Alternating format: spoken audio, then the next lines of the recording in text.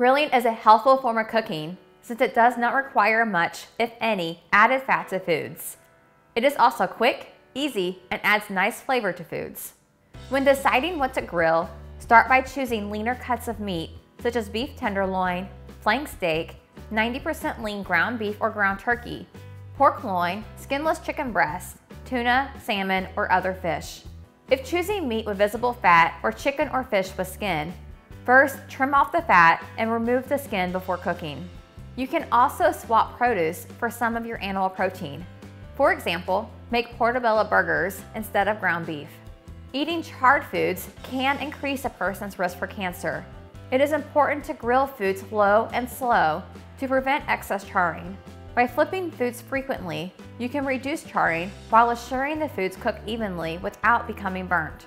A variety of vegetables are also good to grill, including asparagus, peppers, cabbage, eggplant, sweet potatoes, and squash.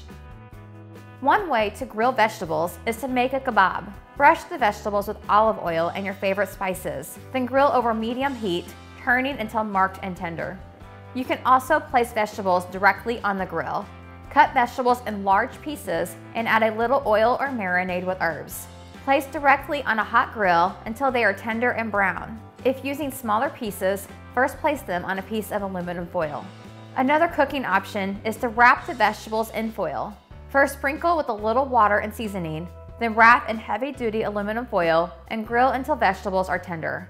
For a flavorful and naturally sweet taste, you can also grill fruit such as pineapple, peaches, bananas, and watermelon. One method is to make kabobs. Grill these on low heat until the fruit is hot and slightly golden. Another idea is to grill pineapple rings or peach halves until their natural sugars caramelize. These will make a great accent to your meal. A fun favorite is to grill slices of watermelon. Since watermelon is primarily made up of water, the water evaporates when grilled, which leaves behind an intense watermelon flavor. To bring out these unique flavors, grill the watermelon for 30 seconds on each side. Marinating is another great way to tenderize foods, add flavor, and keep them from drying out. A marinade typically consists of an acidic item, such as vinegar or citrus juice, along with olive oil, spices, and herbs. Occasionally, a sweet ingredient, such as brown sugar, is added to promote caramelization.